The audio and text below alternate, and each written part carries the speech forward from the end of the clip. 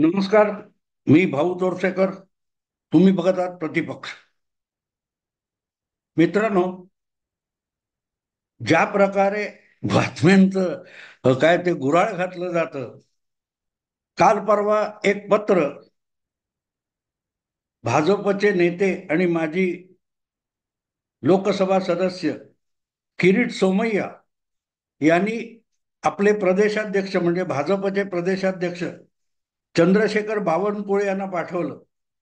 त्यावरून ज्या बातम्या रंगवण्यात आल्या त्या बघितल्यानंतर मला खरं म्हटलं तर किरीट सोमय्या यांची दया आली. गेली जवळजवळ 3 दशकापेक्षा अधिक काळ हा तरुण माझ्याबरोबरच्या वयाचा माणूस आहे आणि राजकारणात वावरतोय. तेव्हा राजकारणात आपण कोणाच्या हाती कोलीत देतो याचं भान ठेवावं लागतं.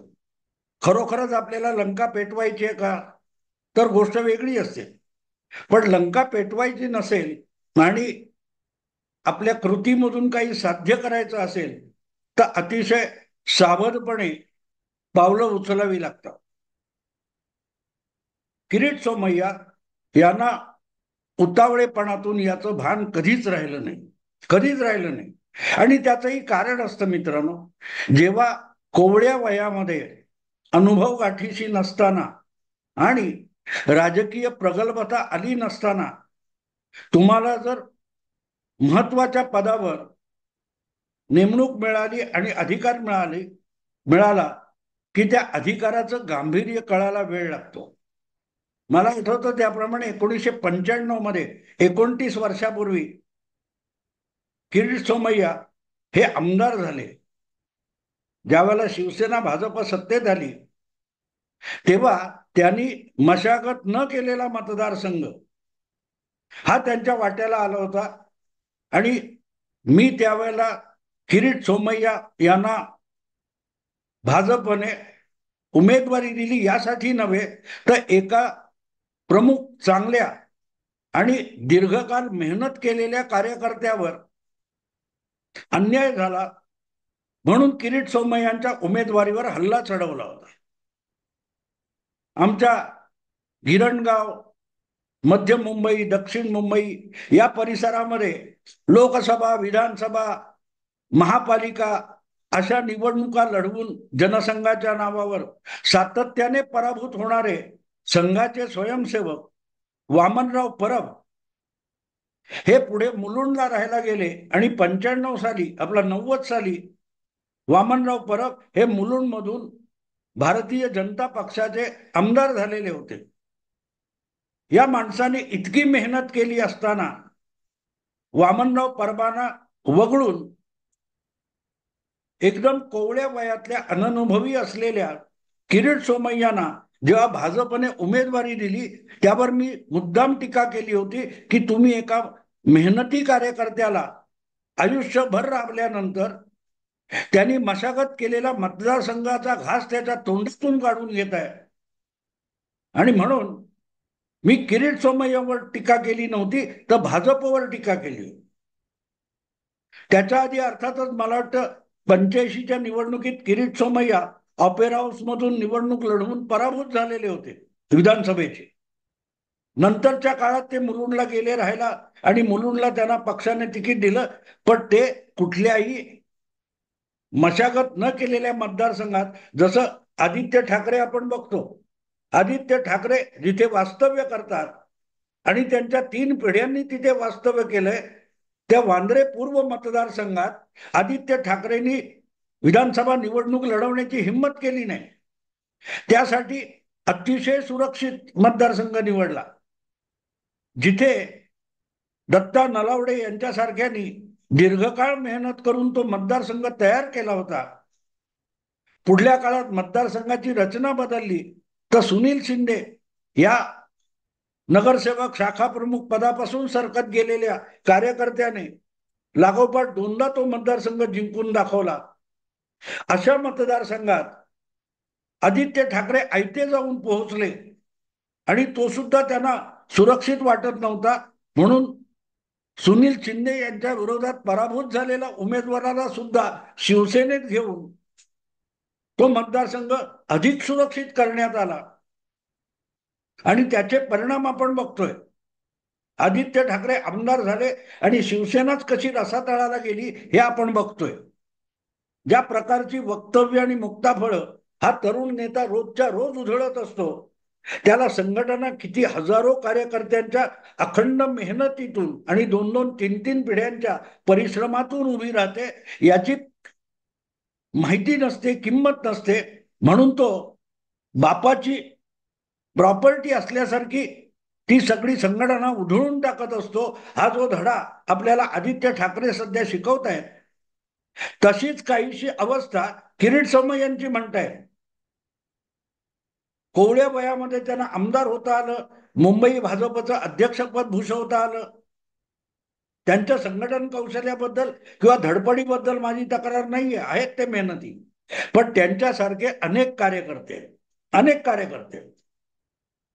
त्यानंतर लगेच ते लोकसभेत निवडून गेले.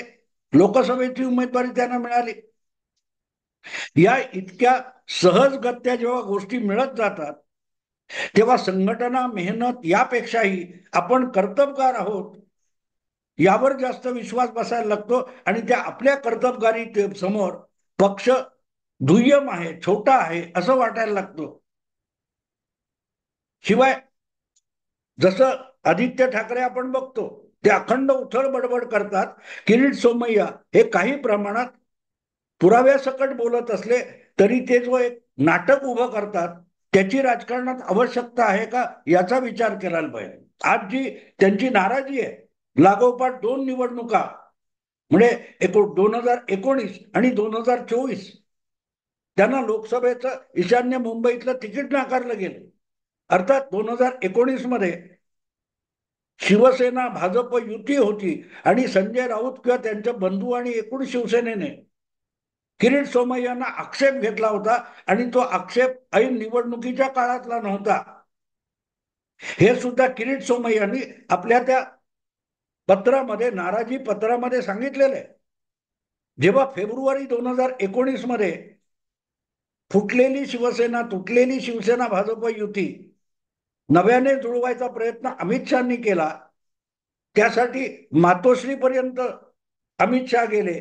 नंतरच्या पत्रकार परिषदेत किरीट सोमय्या दिसता कामा नये अशी उद्धव ठाकरेंनी अट घातली आणि ती मान्य करून किरीट सोमय्यांना अपमानित होऊन त्या पत्रकार परिषदेतून बाहेर पडावं लागलं होतं, ज्याची वाच्यता फारशी झाली नव्हती. पण पक्षांतर्गत पातळीवर किरीट सोमय्यांचा अवमान झालेला होता. कारण राष्ट्रीय पातळीवर लोकसभेची निवडणूक जिंकायची होती, तर असे बळी दिले जात असतात आणि आपला बळी जाऊ नये याची काळजी हुशार कार्यकर्त्याने, नेत्याने घेतली पाहिजे. किरीट सोमय्यांना नेमकं त्याचं भान राहत नाही की आपण राजकारण किती करतोय आणि व्यक्तिगत पातळीवर किती जातोय. याचं भान ठेवलं तर अशी परिस्थिती कोणावरही येत नाही.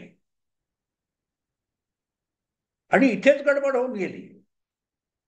2017च्या महापालिका निवडणुकीमध्ये ठाकरे परिवाराला पक्षीय आणि राजकीय भूमिकेच्या पलीकडे जाऊन किरीट सोमय्या टार्गेट करत राहिले. पण ते टार्गेट करताना आपण विषय आणि व्यक्तिगत संबंध याला कुठेतरी छेद देतोय याचं त्यांना भान राहिलं नाही आणि त्याचे दुष्परिणाम त्यांना 2019च्या निवडणुकीत उमेदवारी नाकारण्यापर्यंत गेले. आणि नाकारले कोणी? मित्र पक्षाने. मित्र पक्षाच्या दडपणाखाली भाजपच्या केंद्रीय नेतृत्वाला झुकावं लागलं आणि ती उमेदवारी किरीट सोमय्यांना मिळू शकली नाही. त्याचाही राग नंतरच्या काळात त्यांच्या डोक्यात असेल. पण पुढल्या काळात किंवा त्याच्या अलीकडच्या काळात त्यांनी ज्या प्रकारे ठाकरे परिवाराला मी म्हणतोय लक्ष करण्याचा उद्योग केला, त्याची गरज नव्हती. अगदी अलीकडच्या काळात तुम्ही घ्या, त्या रामदास कदम यांच्या शी संबंधित कुठल्या रिसॉर्टवर मोठा काय तो थर्माकोलचा हातोडा घेऊन जाणं किंवा असल्या काय काय गोष्टी केल्या, किंवा पार अगदी कोल्हापूरला हसन मुश्रीफ यांच्या कारखान्यापर्यंत जाण्याची काही गरज नव्हती. तुम्ही कागद दाखवताय हे पुरेसे. आणि त्यासाठी डिवचल्यासारखं ओरबडल्यासारखं वागणं याची गरज नव्हती. संजय राऊत थेट निवडणूक लढवत नाहीत, त्यामुळे संजय राऊत असले उद्योग करतात त्याला कोणी गंभीरपणे राजकारणात घेत नाही. पण जर किरीट सोमय्यांना गंभीर राजकारण करायचं असेल तर जे मर्यादा पाळाव्या लागतात त्या त्यांनी पाळल्या नव्हत्या. आणि जर तुम्हाला एवढा राग होता तो 2019 मध्येच तुम्हाला पक्षाने केवळ आपल्या राजकीय पक्षीय स्वार्थासाठी तिकीट नाकारलं, त्यातून किरीट सोमय्यांना शहाणपण यायला हवं होतं की आपल्याला लढायला पुढे करतात आणि जेव्हा अडचण येते तेव्हा आपल्याला गुंडाळून अडगळीत टाकलं जातं. हा 2019च्या लोकसभा निवडणुकीतला अनुभव होता. त्यातून किरीट सोमय्या शिकले असते तर पुढे उद्धव ठाकरे यांचं सरकार आलं, त्यानंतर ईडीकडे सीबीआयकडे ज्या तक्रारी देण्यात आल्या त्या तक्रारी द्यायला हरकत नव्हती. पण त्यासाठी ज्या प्रकारचं एक नाट्य माध्यमाच्या कॅमेऱ्यासमोर किरीट सोमय्या उभे करत होते त्याची गरज होती असं मला वाटत नाही. तुमच्याकडे भक्कम पुरावे होते, तपशील होते, आकडेवारी होती. संजय राऊत जितकं उथळ आणि उडण टप्पू बोलतात त्याच्या उलट किरीट सोमय्या हे आकडेवारीनुसार, कागदपत्रानुसार, पुराव्यानुसार, दस्तऐवजानुसार जर आरोप करत असतील तर त्याला वजन होतं. आणि जेव्हा तुमच्याकडे इतकं वजनदार साहित्य असतं, मुद्दे असतात, तेव्हा तुम्ही ते नाट्यमय करण्याची गरज नसते. आणि त्या नाट्यमय करण्यातून तुम्ही अधिकाधिक समोरच्या पक्षाच्या प्रतिस्पर्ध्यांच्या ह्याच्यात दुश्मनीच्या लिस्टमध्ये गेलात. पक्षाला तेव्हा गरज होती. पण जेव्हा 2024 ची निवडणूक आली तेव्हा ते उद्धव ठाकरे तुमच्या बरोबर नसले तरी तोपर्यंत बऱ्याच गोष्टी घडून गेल्या होत्या. स्वतः किरीट सोमय्यांनीच जे काही त्यांचा एक व्हिडिओ आला आणि त्यावरून हलकल्लोळ माजला आणि त्यांचं संपूर्ण चारित्र्य हरण माध्यमातून करण्यात आलं, त्यानंतर 24 ची उमेदवारी त्यांनी आपल्या हाताने गमावली. हे लक्षात घ्या. तुम्ही जेव्हा दुसऱ्यावर आरोप करत असता तेव्हा तुमचं चारित्र्य हे निष्कलंक असावं लागतं. वरवरचे उथळ आरोप करून दुसऱ्यांना बदनाम करता येतं, पण ते बदनाम केल्यानंतर अशी चवताळलेली माणसं दबा धरून बसतात. जो काही व्हिडिओ किरीट सोमय्यांचा आला तसे अनेकांचे व्हिडिओ असू शकतात किंवा तसंच चारित्र्य अनेकांचं असू शकतं, पण त्याविषयी फारसं कोणी बोलत नाही, कारण कशाला कोणाला दुखवायचं ही भूमिका असते.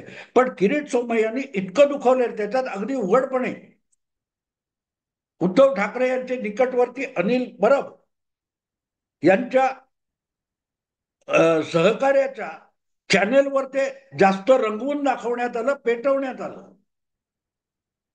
पण ते अनिल परब असतील, त्यांचा काय तो रिझॉर्ट असेल, त्याच्यावरच हातोडा घेऊन फिरत होते ना किरीट सोमय्या. सॉरी, मगाशी मी कदम यांचं नाव घेतलं. किरीट आपलं कदम नाही, ते अनिल परब होते. दापोलीचा काय तो रिझॉर्ट असेल. सांगायचा मुद्दा असा की अशा रीतीने आपण जेव्हा दुखवतो तेव्हा समोरचा माणूस सुद्धा जखमी श्वापदासारखा दबा धरून बसलेला असतो की तुमच्यावर कधी उलट वार करता येईल.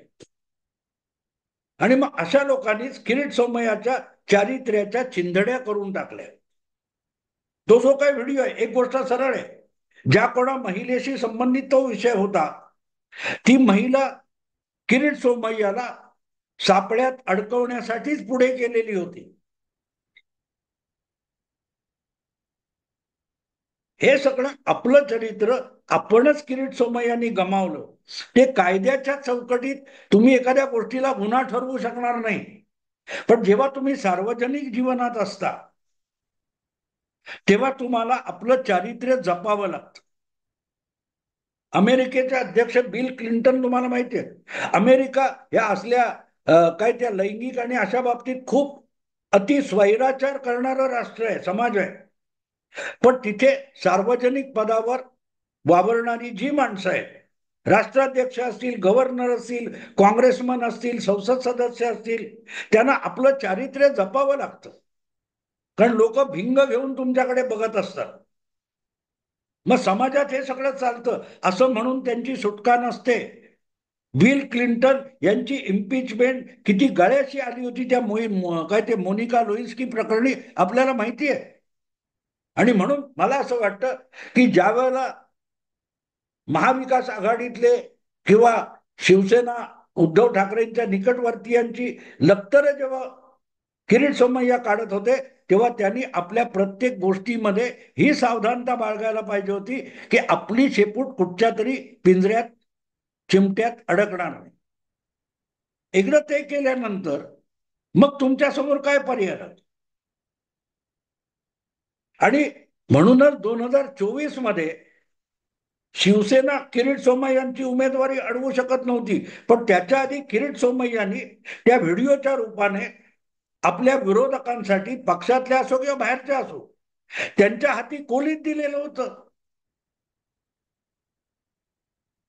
आणि त्याचा परिणाम त्यांना भोगायला लागत असेल तर दुसऱ्याकडे बोट दाखवून चालत नाही. अशा लढाया आपण लढाव्या लागतात. इतर लोक फार फार तर मदतीला येतील, पण त्यातून आपल्यालाही चटके बसण्याची शक्यता दिसली की तुमचे सहकारी तुमच्या संघटना हात झटकून मोकळे होतात. आजपर्यंत राजकारणात असे अनेकांच्या बाबतीत अनेक पक्षात अशा गोष्टी घडलेल्या आहेत की पक्षाने हात झटकलेले. काँग्रेस पक्ष घ्या, भाजप घ्या, अरे नाही ते त्यांचं वैयक्तिक मत आहे, आमचं नाही, असं झटकलेले गेलेले. आठवतं ना तुम्हाला? अगदी आत्ताची काही उदाहरणं तुम्हाला देता येतील, पण त्यात वेळ घालवायची मला गरज वाटत नाही. माझं म्हणणं एवढंच आहे की किरीट सोमय्यांनी हे सगळं करताना जितकं सावध राहायला पाहिजे होतं तेवढे ते सावध राहिलेले नाहीत. भरकटत आणि बहकत गेले. त्याची किंमत त्यांना आज मोजायला लागते. आणि अशा वेळेला जर तुम्ही या प्रकारचं पत्र लिहून पक्षाला कान पिचक्या देण्याचा प्रयत्न केला तर पक्ष ही संघटना इतकी मोठी झालेली असते की त्याला फारसा फरक पडत नाही. आणि तेच झालं. किरीट सोमय्या यांचं ते एक पत्र आलं, 2-4 मीडियानी आपल्यासाठी चमचमीत बातम्या, ब्रेकिंग न्यूज बनवल्या, विषय गारच झाला. प्रश्न असा आहे की किरीट सोमय्यांना आता भविष्य काय? राजकारणातलं सोडा, त्यांना भारतीय जनता पक्ष या आपल्या पक्षातच काही भवितव्य उरलंय का? अशा पद्धतीची तुम्ही जर उचापत केलेली असेल आता ते पत्र लिहून, तर तुम्हाला भविष्य उरत नाही. परमवीर सिंगांनी सुद्धा अनिल परब, अनिल देशमुख, उद्धव ठाकरे यांना धडा शिकवण्यासाठी एक पत्र लिहिलं, पण आपलंही भवितव्य संपलं हे ओळखूनच त्यांनी पावलं उचलली होती. मला असं वाटतं की किरीट सोमय्यांनी असं पत्र लिहून ते पक्षाला पाठवायला हरकत नव्हती, पण ते जनतेपर्यंत यावं, मीडियापर्यंत यावं याची जी काळजी घेतली त्यांनी त्यांनी स्वतःचं नुकसान करून घेतलंय.